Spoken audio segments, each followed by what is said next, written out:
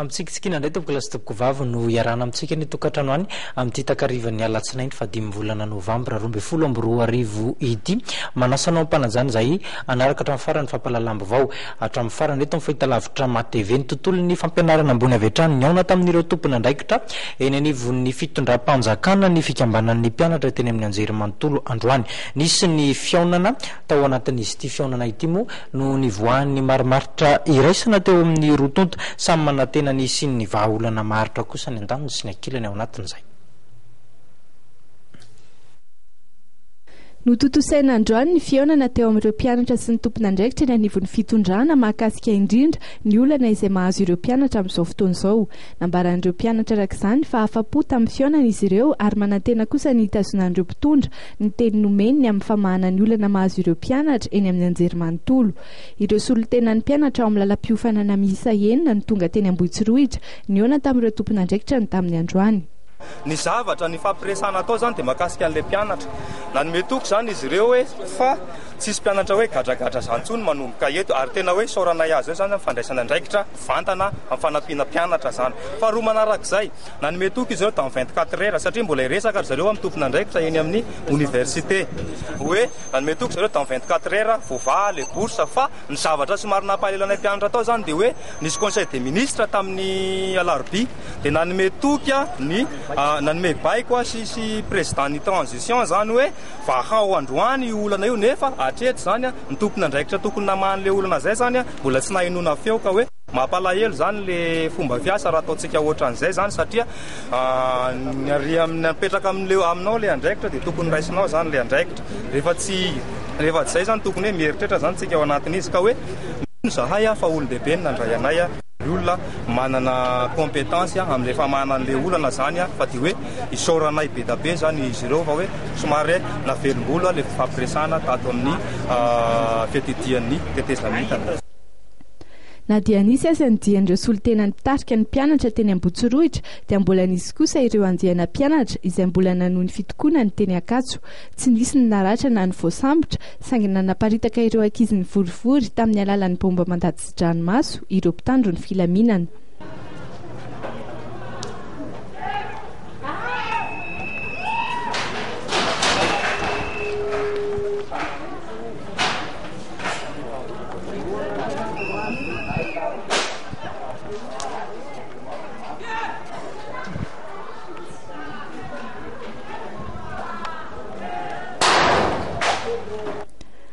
Anisan'ny natao vetin-dresaka nandritry ny fiaonana androany ihany koa ny mahakasika ireo mpianatra izay nitazonina amponja. Nahavelom-bolo ireo solotenan'ny mpianatra ny resaka satria nambaran'ireo tompon'andraikitra ao amin'ny fitondrana fa tsy misy mpianatra azo tazonina amponja. Antenaina arak'izany hoy izy ireo fa hitazona ny teny nomeny ny fitondrana ka hivoaka tsy ho ela ny fangatahan'ireo mpianatra.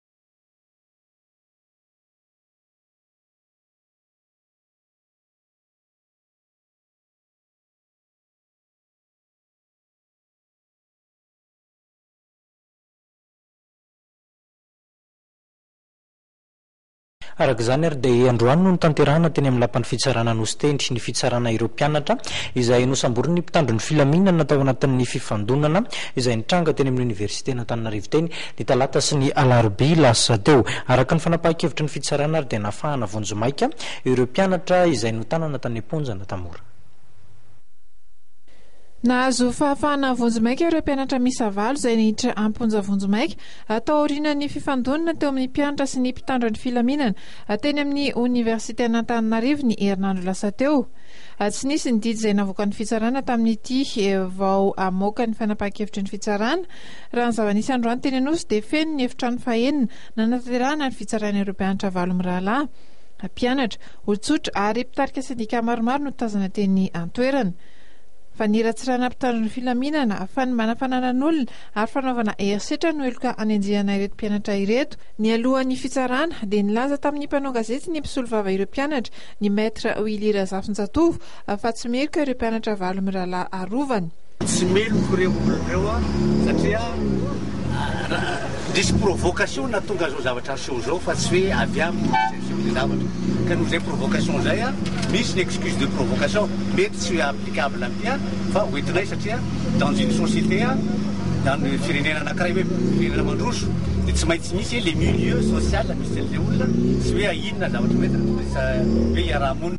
Taorianany fiona tamin'ny filohan'ny tetezamita Andry Rajoely ny atoandro io dia tonga teny amin'ny lapan'ny fitsarana nosenko ireo solotena ny mpianatra avy eo amin'ny oniversité. Tany mantsy dia hoe tsy maintsy mivoaka androany io zany dia rahanay aty moa zany dia zay marina dia satsy marina dia raha vonao interview indro indray zay raha ohatra hoe tsy mivoaka tampoka na sanatria na hoe mivoaka tanteraka ve le fampiresana sa tsy tanteraka le izy dia io atao dia toy le dia mitondra mpianatra zay miakatra eny ambotsy roatra satria zay androany solotena fotsiny nanao sitinina niakatra teny tonga dia nray sy ny SCP moa zay sy ny DCP misy mamratovy dia zareo moa nametraka hoe tsisy mpianatra migadra ntsony manomboka eto dia ho marinay zay androany hoe izy nitasina ny teny sy izy tsy nitasina ny teny dia resaka bourse 24 heures va zay zany ny information azonao atao fa ny zavatra sy marina mpalailanay fotsiny dia hoe efa nanome baiko ny PSAT tamin'ny larobia tamin'ilay conseil des ministres dia hoe régreo io bourse io nefa mahagaga tompona andraikitra mahakasika amin'izay zavatra zay rehetrarehetra zany tsisy réaction nataony zany fa hoe zay dia anisan'le asan'ny akaranay teny dia zay nanisany nandraisan'ny tao amin'ny fedediny tetezamita andraikitra leo raisin'ny zareo an-tanana le zany mba mahakale izy ainge soranany zareo moa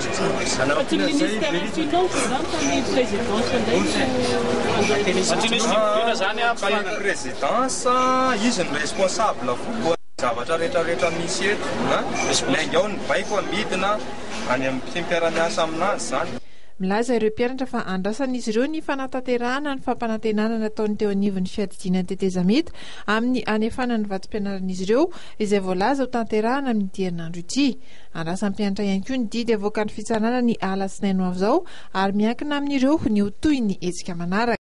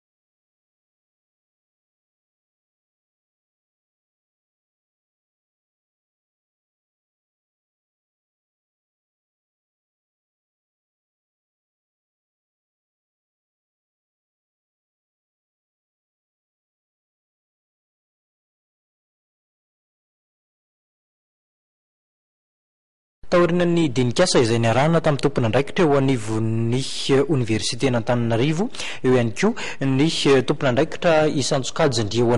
anivon'ny fitondrana tetezamita dia tapaka fa manomboka rahampitso no ozaraina ny vatsim-pianaran'ireo mpianatra eny amin'ny anjery manontolo eny, miaraka amin'ny fampitaovana izany na ihany koa ilay antsoina hoe équipement toraka izay ihany koa dia azo ny anjara ny andray ny valikasasariny ihany koa ireo mpandraraha eny anivon'ny université. Makasika ny fahatarana kosa raha nitondra ny fampijeriny ny filohan'ny université eto Antananarivo dia nambarany fa mandalo amin'ny ambaratonga isantsokajiny ny fanapahana ny vola omena ireo mpianatra ireo.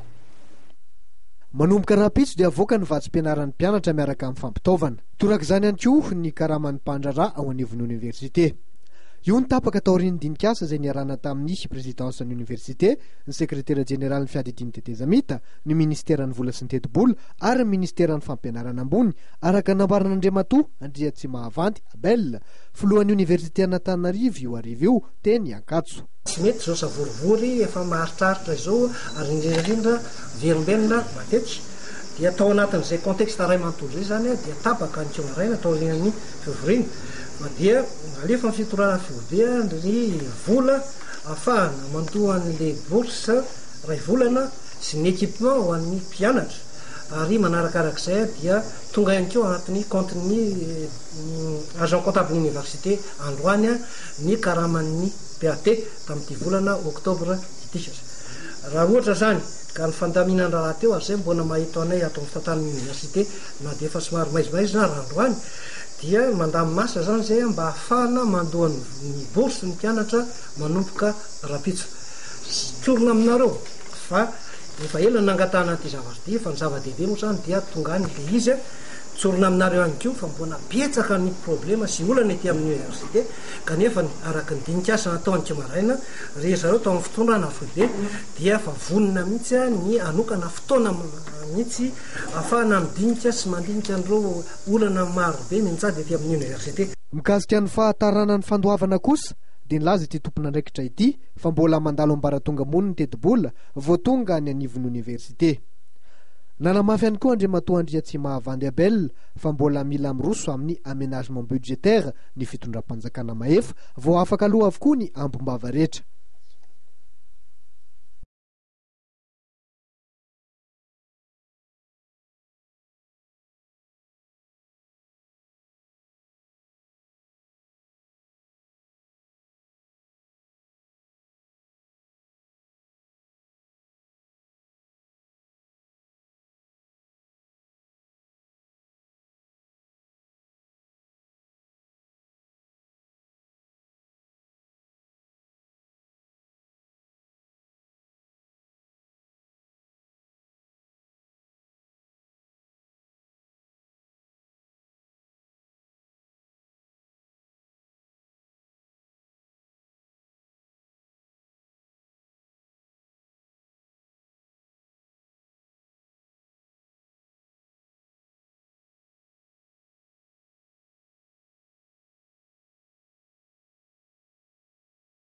Fa rehefa niato nandritra ny andro vitsivitsy zay ny asan'ny mpandrarany fonja eo ihany koa ny mpiandry fonja dia niverina amin'ny laoniny zany tsy raha ny zavatra hita teny amin'ny lapan'ny fitsarana nosy androany ohatra ny asiteny dia efa niverina nandray ny asany izy ireo satria efa tazana tena toerana ny fitondran'izy ireo olona voaheloko ny fitsarana eo ihany koa ireo voahiatrika ny fitsarana. Rehefa niatona nandritra ny andro vitsivitsy ny asan'ny mpandrarany fonja dia niverina amin'ny laoniny indray raha ny fanazavana hita tao amin'ny lapan'ny fitsarana nosy androany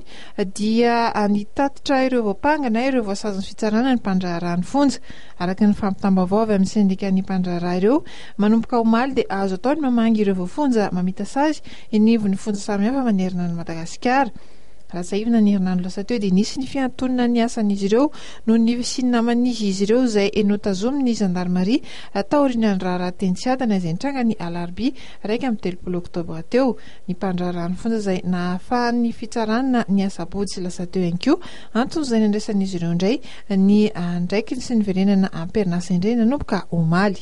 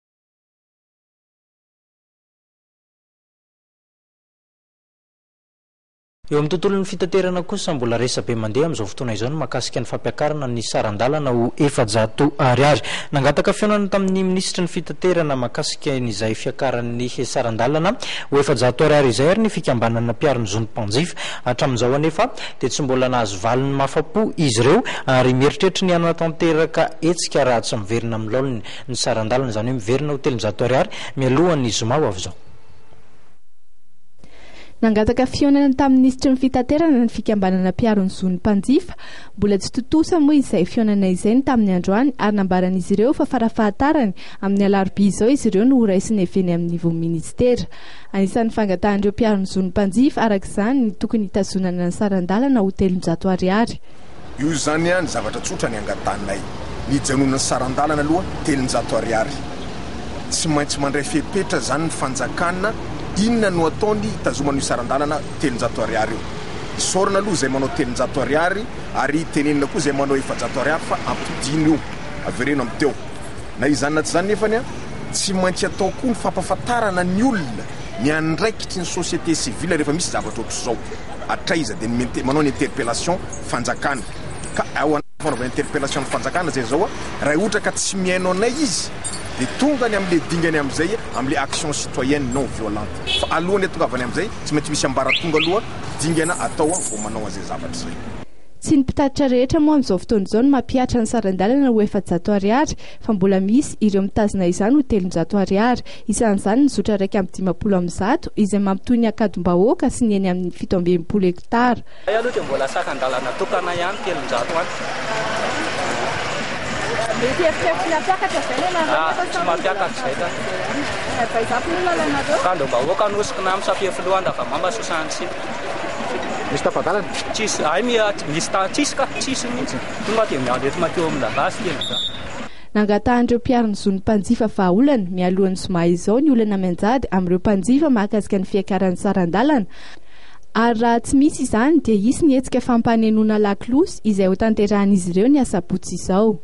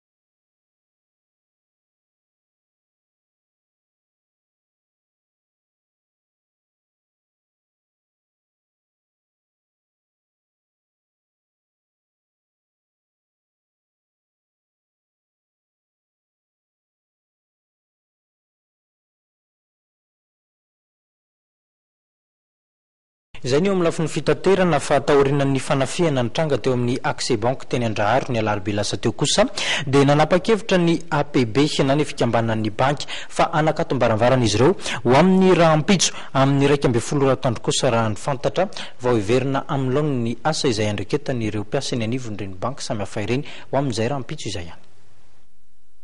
Anakato-baravarana daholo indray ireo banky rehetra raha pitso maraina hatramin'ny 12 ho fanehoana firaisan-kina no ny fanafiana ny Access Bank Madagascar teny Andraharo ny 13 oktobra teo araka ny fanambaran'ny APB na ny Association Professionnelle des Banques. Tao anatin'ny taona vidividy zay dia valo ny isan'ireo banky nisy nanafika ka 4 tamin'izy ireo dia tamin'ity taona ity raha ny fanamariana noentin'ny Jacques Dillet tale général ny BOA izay filohan'ny APB ankehitriny. Ny farany Ratsiahivina dia ilainy tranga ny alarobia tao amin'ny Access Bank Andraharo izay nahaverezana vola mitetina 320 tapitrisa ariary. Miteraka tsy filaminan-tsaina lava ho an'ireo mpiasan'ny banky sy ireo tobo-bola ny tsy fandriam-pahalemana sy ny fanafiana amin'ny tambasy. Androany dia nahitana filaharana avokoa ireo banky rehetra. Tao ny nakavoly tao aorian'ny faran'ny herinandro lavalava izay nifanojo tamin'ny faran'ny volana, ary tao ireo efa nahalala fa ikatona mandritry ny adiny telo ny banky Rahapitso. Le olona zany dia hoe nidalay ny banky Rahapitso amin'ny resaka grefy dia alohan'izareo zany tonga aloha maka vola ohatran'izany. Tsy haiko hoe 11 zany vao mivonday ny banky Rahapitso zany aprenivitsy.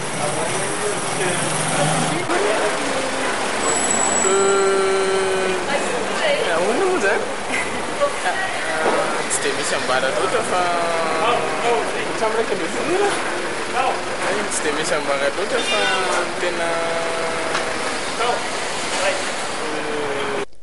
tsy misy ambadika politika velively ny etika izay atao raha ny fanazavana ny oetiny tale général levitry ny BOA. Antso no ataon'izy ireo amin'ny manam-pahefana rehetra mba andray andraikitra ho fitandronan'ny fandriam-pahalemana hiaro ny fananan'olona sy ny ain'olona ahafahan'izy ireo anao ny asany ampitoniana. Efa nanatanteraka etika fanairana toy izao ihany koa ny APB tao aorian'ny fanafiana teny amin'ny BOA Sabotsina Mehana ny volana septambra lasa teo.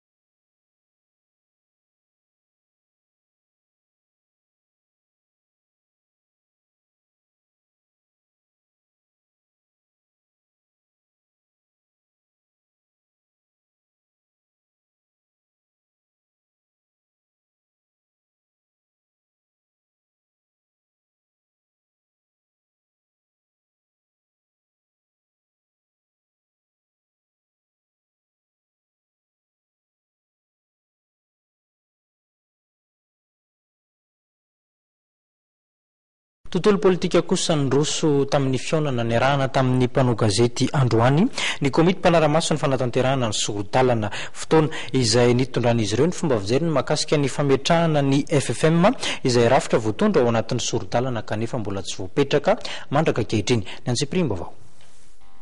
Nandroso ny sosikevitra amin'ireo fapetra tokony apetraka amin'ny fisafidianana ireo mpikambana vaovao ao anatin'ny filakevitra ny fampihavanana malagasy ny komity mpanaramaso ny sorodalana. Nosoritan'ity rafitra ity ary fa tsy mijanona amin'ny komity manomana ny fifidianana izay mpikambana ao amin'ny FFM ny fisafidianana izay mpikambana ao anatin'ity FFM ity fa iarahany iray aman-dreny mijoro ny finoana ary ny KNOSK. No maren'izy ireo ihany koa fa tokony hisy ny fanaovana fanadihadiana manokana izay tanterahany ny nivon'ny fokotany ny momba ny fitondrantenan'izay mpikambana ao anatin'ny filakevitry ny fampihavanana malagasy. Takina ihany koa ny bulletin numéro 2 izay avy ao amin'ny fitsarana ahafantarana raha toka efanisazana tsi ny kandida ho mpikambana. Ankoatray dia nisy ihany koa ny toromarika izay nomen'ny komity mpanaramaso ny fanatanterahana sorodalana amin'ny gouvernemanta. CC dia mahita fa raha ny lalàna 2012-10 dia voatandrina tsara ny zavatra takin'izany tamin'ny asan'ireo entité telo ireo na izany aza nefa nisy any izay no heverinay no ny fa tereny fotoana nomena azy sy ny fanampiny fiantohana ny asa ny budget kely de kely ary afa fotoana fara tsy ampy ny fotoana tsy maintsy noazakazahana ny asa natao noho zany dia misy any ireo tepoka heverina hoe mampisalasala izay nanaovanay recommandation ia misy zany ny recommandation natao ho an'ny ireo entité telo dia ndray mandray mijoro ny CNOSC ary ny finoana dia isany reto recommandation 10 ny anankiray aminy voalohandrina dia ny hoe misy fisalasalana lazaina ny hoe sao dia nafangarony ny mpanao fifidianana ny comité de sélection zany sao nafangarony ny hoe ny incompatibilité amin'ny inéligibilité dia eo zany manao recommandation zay hoe jereo daholo ireo olona zay voakasiky ny article 10 amin'ny lalàna 2012 io dia ataovy zay fijereny zay raha misy zany dia ahitsy raha misy mikasika ny fanatanterahana sordalana izay dia nilazany teo anivon'ny komity fa efa eo ampijerena lesoka rehetra izy ireo ary iso izy ireo ho atsoatsy ny fionana izay tanterahany komity manaramaso ny fanatanterahana sordalana amin'ireo tompona ndraiky sy ny tomponantoka amin'ny fanatodisana sordalana ivoahana amin'ny krizy.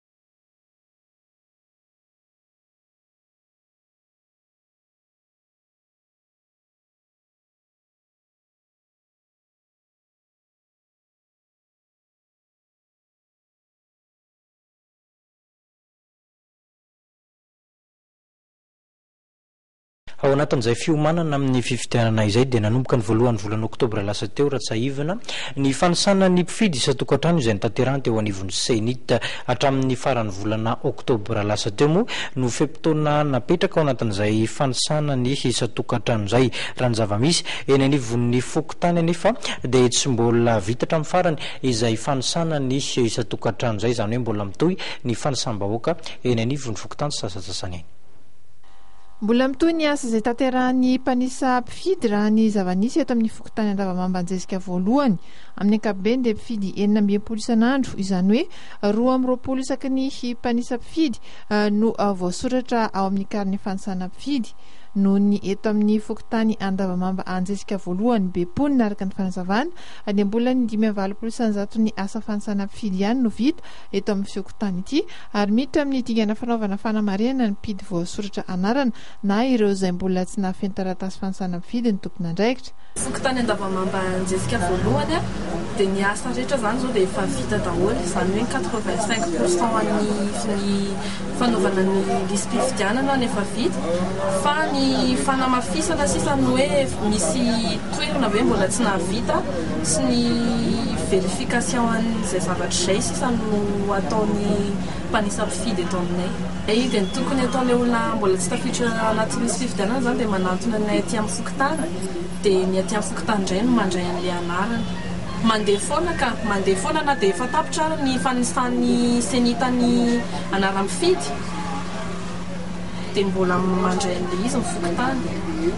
Voasikajy ao anatin'ny toerana be olona ny fokotany Andavamamba Anjesika voalohany manodidina ny 7,000 ny mponina eto ary tomombanana ho 9,000 ny mpifidy raha toka 3 ny mpanisa mpifidy miandraikitra ny vakim-paritra 3 ao anatin'ny fokotany. no mariana ny vanivony fikotany ihany koa fa aoriana ny hetsika fanisana mpifidy dia mbola azon'ny mponina izay mbola voasoratra anarana ao amin'ny lisam-pifidianana ny manatona ny fokotany ahafahan'izy ireo manefa ny adidy amin'ny fifidianana izay voalaza fa tanterahana amin'ny 7-24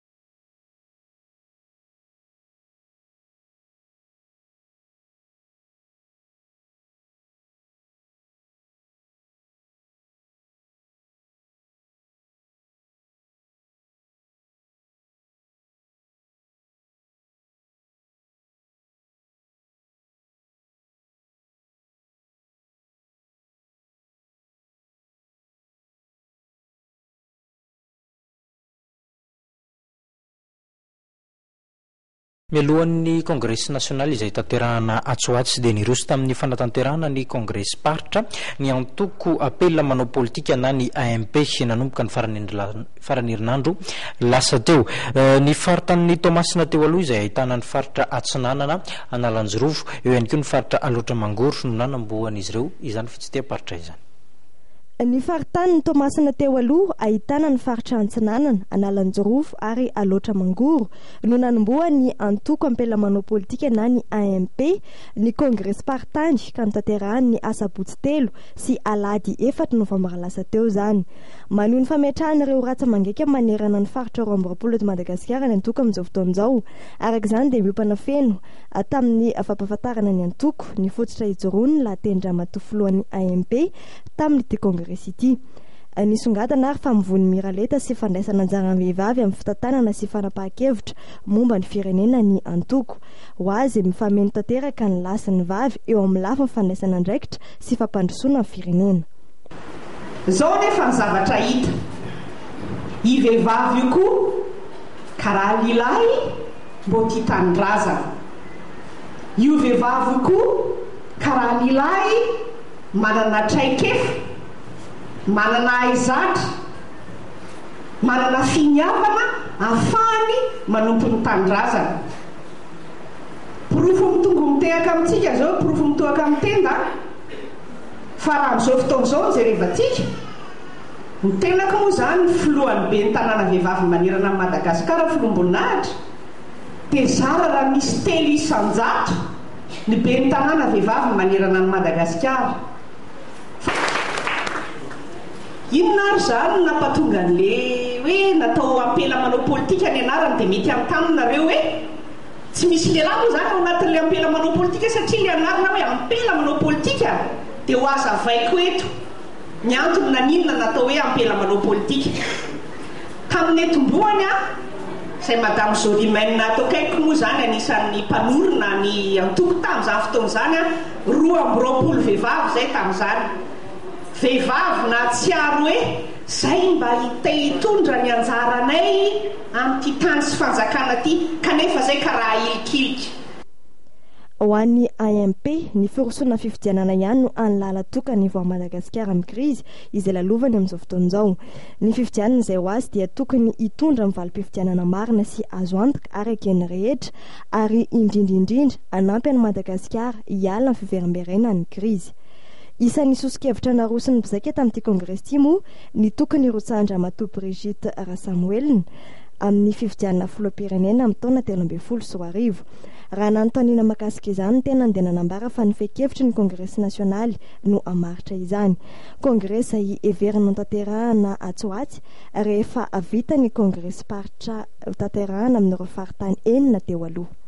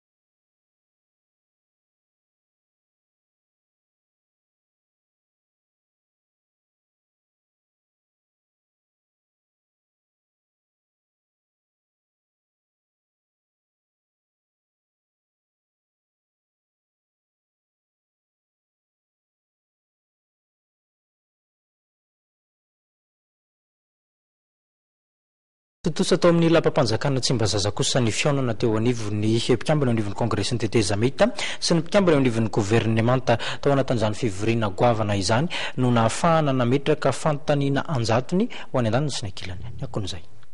no tanterahana androany toloakano sy tetsy amin'ny lapampanjakana itsy tsy mba zaza ny fionana teo ampikambana ao anivon'ny kongresy ny tetezamita sy ny gouvernemanta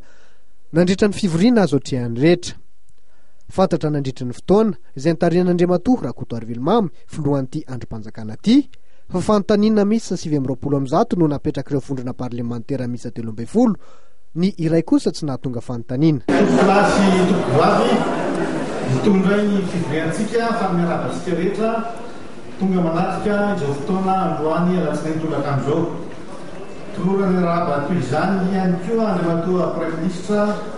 lehibe ny gouvernemanta sy ireo ministra prime ministre lefitra zafady sy ireo ministra izay miaraka manonsona Andriamatoa Prime Ministre ireo ny fandaharam-potoanantsika izao alatsinainy tolakano fa 10 novambra 2024 izao dia fivoriam-be ametrahana fanontaniana amin'ny gouvernemanta ary amaliny izy ireo izany fanontaniana izany koa engaviana Andriamatoa foa lefitra avy amin'ny faritany Mahajanga mamaky ny andininy faharoa amin'ny zato andarana faharoa sy ny andininy fahena ambinipolo amin'ny zato andarana voalohany ao amin'ny lalam-panomena mikasika izao fivoriana izao any no antony izao fivoriantsika izao izao fotoana izao moa dia voafeny andininy fahafito amin'ny zato ao anatin'ny fitsirika anaty mifeny kongresy tetezamita momba ny indray mandeha isam-bolana ametrahany membre amin'ny kongresy tetezamita fanontaniana ary amaliny ny gouvernemanta izany ny prime ministre Berzika Zaomera kosa no nitarika ny mpikambana ao anivon'ny gouvernemanta no resahana nandritry ny fotoana ireo olana lehibe hatrehan'ny gouvernemanta amin'izao fotoana zao malalaka isika eto Madagasikara malalaka ny fitondrana amin'ny tetezamita ka afaka maneho ny heviny ny tsirairay afaka mametraka fanontaniana malalaka ianareo ato amin'ny CP ka ao anatin'izany dia hiezaka izahay anome fanontaniana koa ampalalana arak'izay azonay atao tsy nanatrika ty fotoam-pivoriana ity kosa ny ministra misa telo dia ny ministry ny fahasalamana ny fampianarana ambony ary ny fampianarana teknika sy fampiofanana arak'asa no ny iraka ny tanterahan'izy ireo any ivelany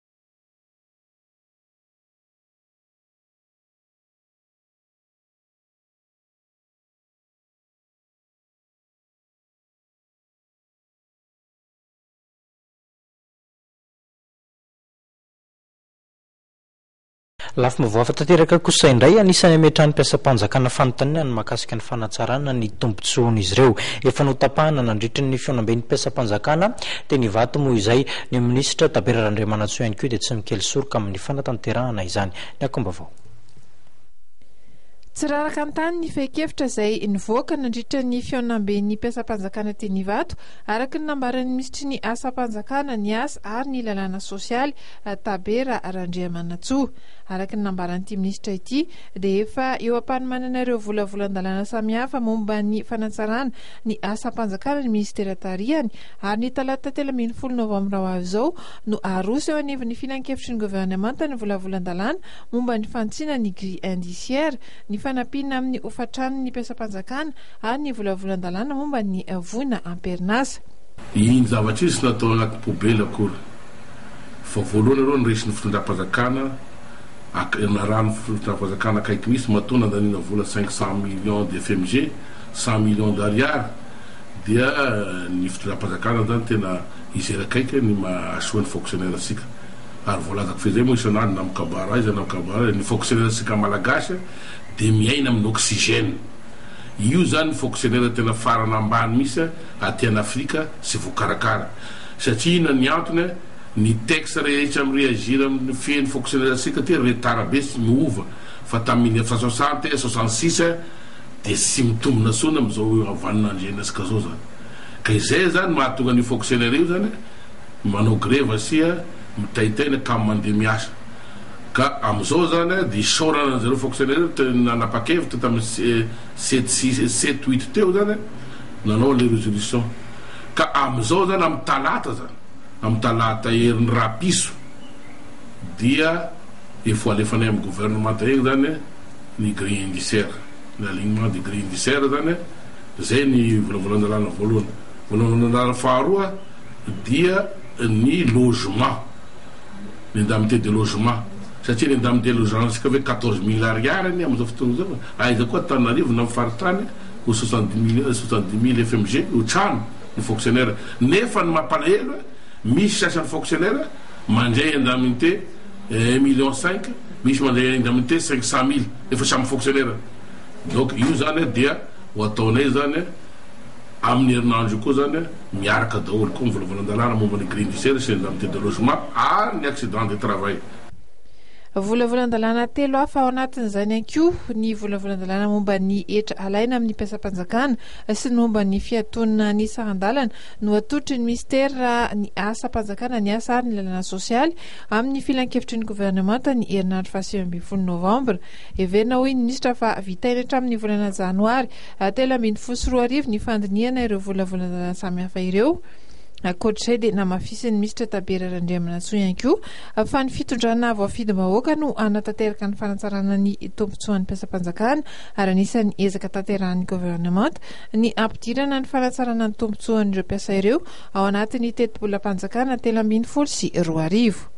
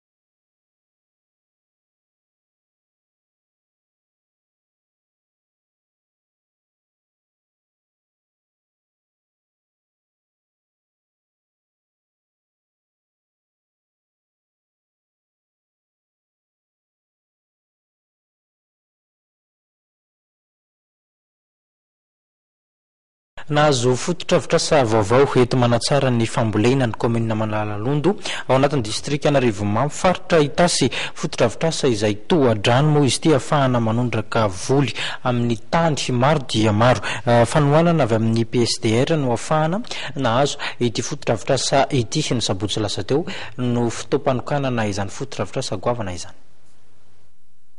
Mahatratra 500 sy 590 sy ray sy fito hetsy sy 100 ariary na 750 sy 700 sy 5 dolara amerikanina ny tetibidin'ity toadrano vaovao eto amin'ny fokontany Ankararano komuna Manalalondo distrika Anarivomamy Itasy ity ka nisy 100 ny famatsim-bola dia avy amin'ny tetikasa PSDR. Ahafahana manondraka velara-tany hatrany amin'ny 20 hektara ity toadrano ity ka ny fikambanana AEFTMA ao amin'ny fokontany Ankararano no hitantana azy. Fangatahana fivanivon'ireo tatsaha fikambanana FTMA izay eto Manalalondo. Ny antony moa zany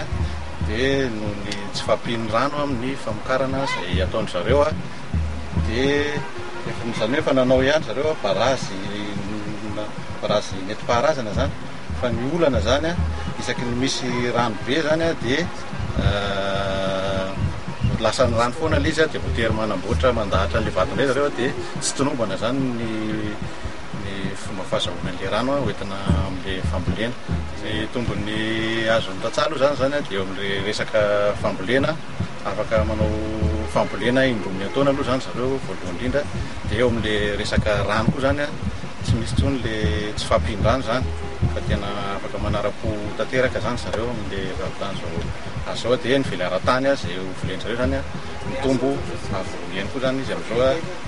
na eo avy telo eny mihitsy satria raha 30 hektara teo zany no voatondraka tamin'le nataony zareo teo aloha dia tafakatra any amin'ny 20 hektara ano any izy zany am'izao. Afa-po tamin'ny fahavitany fototravitrasa ny tantsaha ao amin'ny commune. Mbola tsy nisy an'io barazy io tamin'ny mbola tsy nahavitany tompoko dia tena sahirana be mihitsy zahay satria misy eo amin'ny 730 nisanay mpitsambana dia isan-kerinandro zay dia mifandimby foana makaty eo amin'ny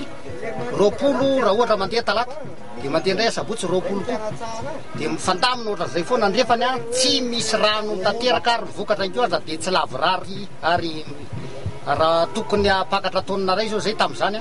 dia any amin'ny 900 kilao any no azonay zany nefany ny asanay tamin'izany dia asa tena goavana dia goavana raha ohatra ka maina ohatra zao ny andro tamin'izany dia tonga ety zay manamboatra nefa raha vao vitanay ny zavatra ataonay dia rava tanteraka tena tsy misy hojerena tsony mihitsy eo raha vao avy ny ora raha ohatra hoe ariva dia maraina ny andro tsy misy tsony eo amin'izao fotoana zao kosa tompoko tena mahatsiaro fiadanana be zay nataony reto tetikasa PSDR reto satria ny rano zao hatramin'ny navitany teo amin'ny 25 septambra teo eo ngambany izy io no vitandry zareo na teo eo mihitsy dia hatramin'izao tsika mitenitery zao dia tena milamina ny trondro zao any dia efa tena fa samy manana zay ao mahatratra 4 sy 4 alina ny mponina eto ary maro ny anisa dia saika mivelona avokoa amin'ny fambolem-bary. Manalalondo izay anisan'ny miantoka ny famatsim-bary eto an-drenivohitra raha ny vokatra azo amin'ireo zanaka tetikasa tohanan'ny PSDR fotsiny no asiteny dia mahatratra 700 taona isan-taona ny vokatra miakatra eto ary heverina fa hitombo avo roa eny zany taoriana ny fahavitana ny tohadrano eto Andombolava.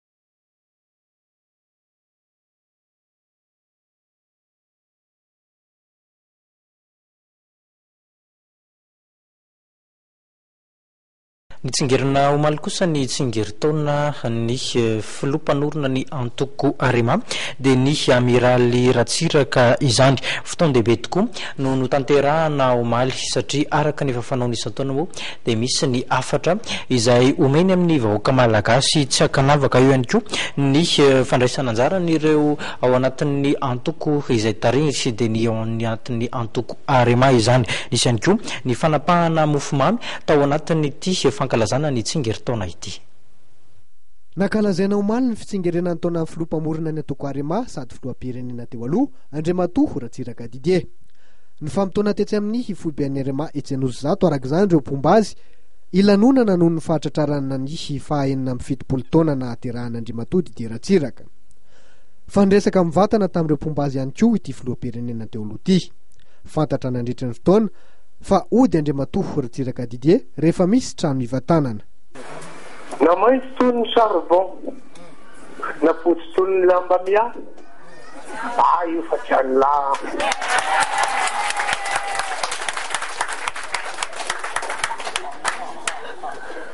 na maintso toy ny charbon na mena toy ny votabia amin'ny arema io fa tiany la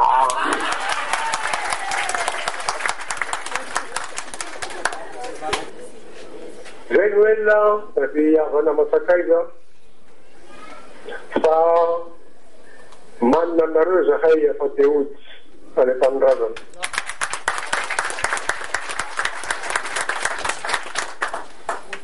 nangataka trano solony paravohitra zay nalainy sasany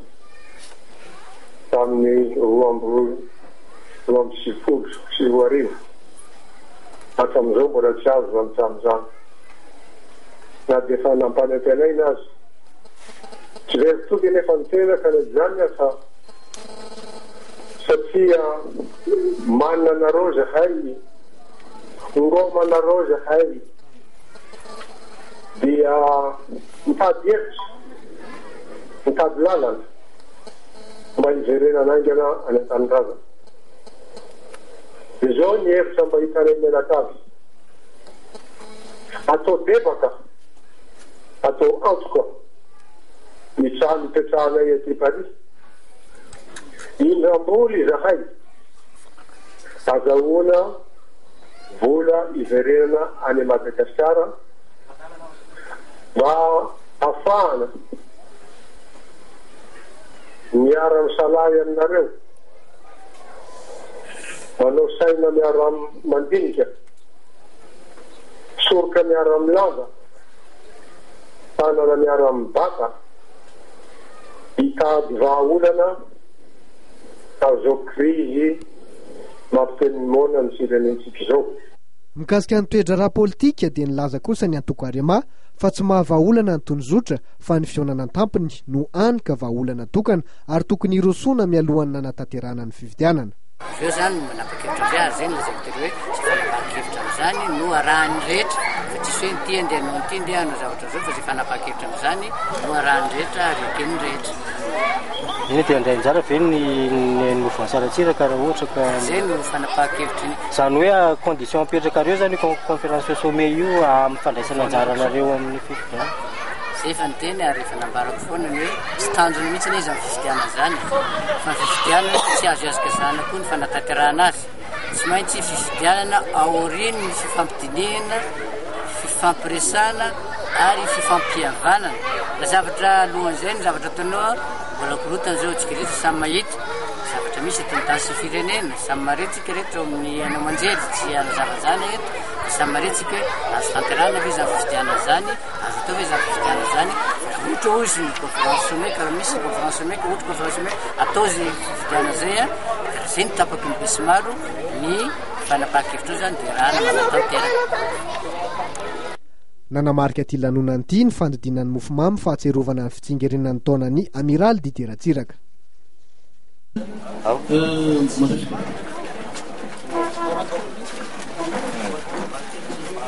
eny makasitraka makapelina atsika rehetra zay dia iny fanadredina ihany koa topoko lasa topoko vava no isarahantsika amin'ity takariva ity tsara ihany nefa mamitona amintsika ny vaovantsongadina nentina tamin'ity takariva ity eo amin'ny tontolon'ny fampianarana ambony ho zaraina ho amin'ny rapitso ny vatsom-pianarana sy ny fampitaovana ary ny karaman'ireo mpandrara eny anivo ny université ny hoentina eo anivo ny firaisan-kinina ny banky eto Antananarivo kosa dia fantatra fa ikatona ho amin'ny rahampitso tapakandro maraina hatramin'ny 12 ora ny banky rehetra manerana nosy izay moa dia tao aoriana ny ireny zavanitranga teny amin'ny fanafiana ny accès bank teny Andraharo ireny ireo raha fitina vaovao-songadina ho amin'ny rapitso amin'ny 7 ora hariva indray ny fotoana antsika manaraka mametraka ny mandrapitafa ho amin'izay indray ary topoko lasy topoko vavy veloma tompoko